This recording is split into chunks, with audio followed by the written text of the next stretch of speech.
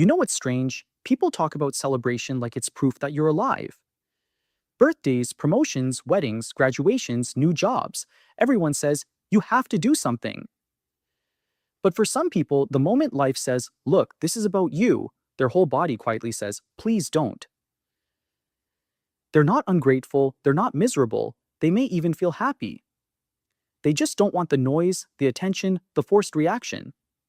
Stay with me because what I'm about to tell you will completely change how you see people who don't like celebrating. Picture this. It's your birthday, and your phone starts buzzing before you're fully awake.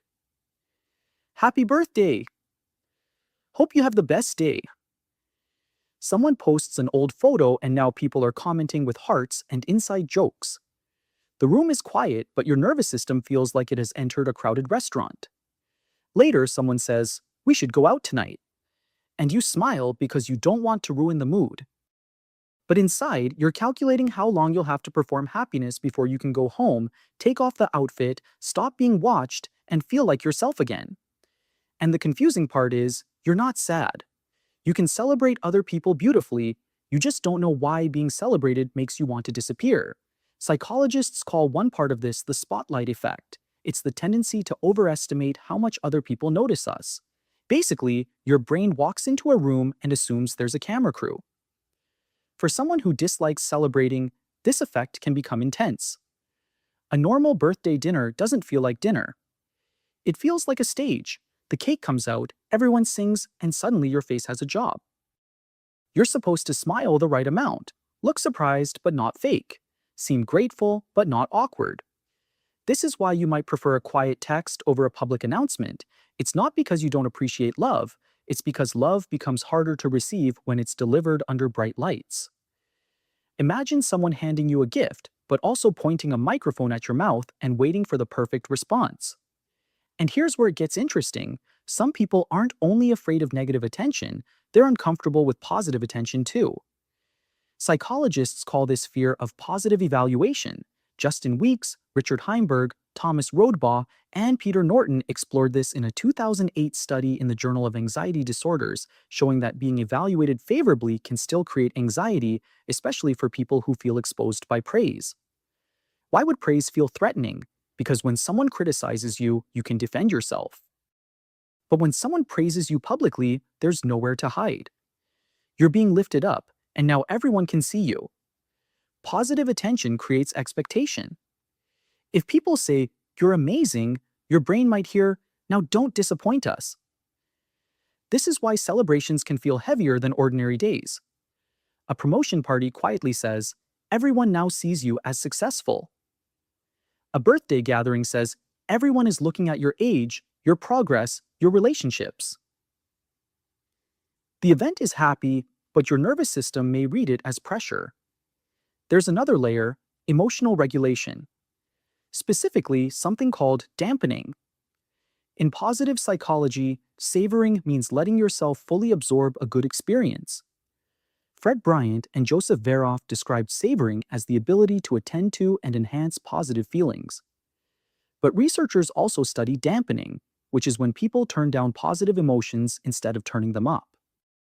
A 2011 study by Yuri Miyamoto and Xiaoming Ma in the journal Emotion explored how people may regulate happiness differently, sometimes reducing positive emotion rather than amplifying it. So when something good happens, one person might say, let's celebrate.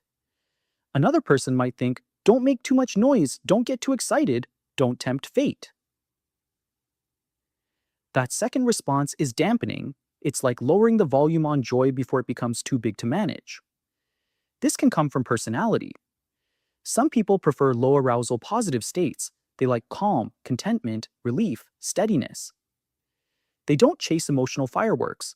For them, joy feels best when it's quiet.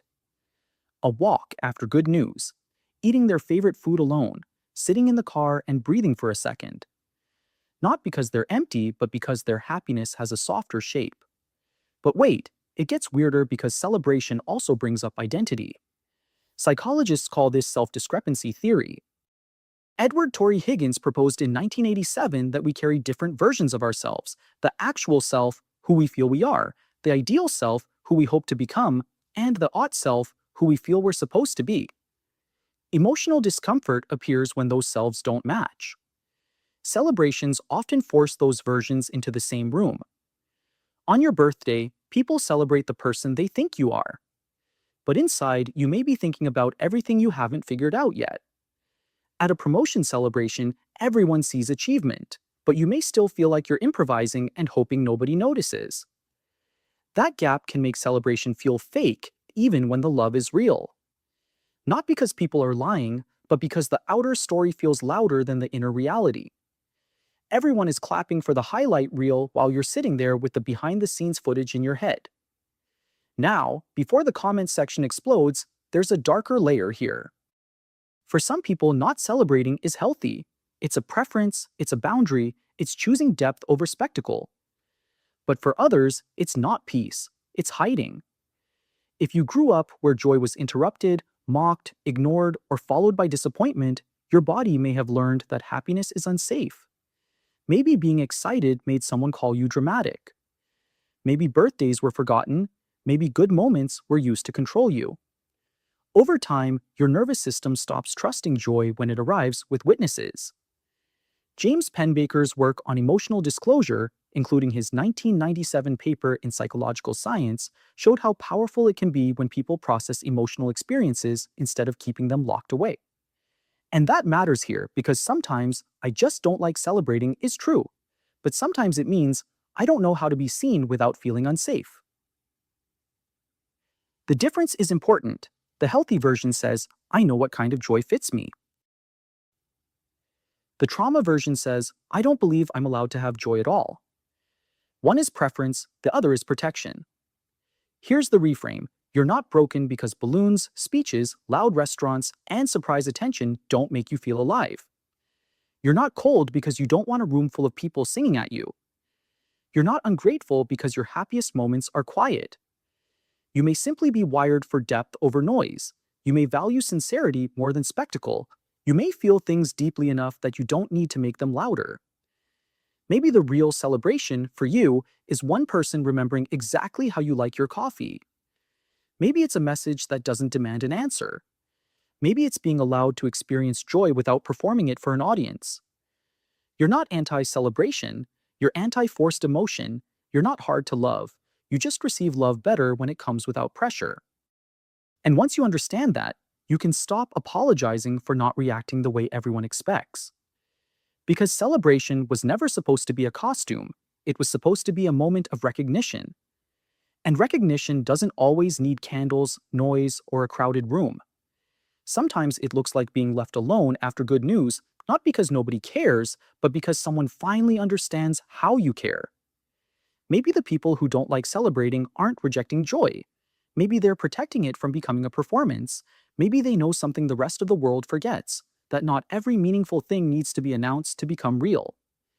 If this hit home, subscribe to the Psyche Code, and if you want to support these deep dives, hit the join button. If this resonated, you'll probably love the next video on the psychology of people who hate being perceived. Click to find out why being seen can feel so exhausting.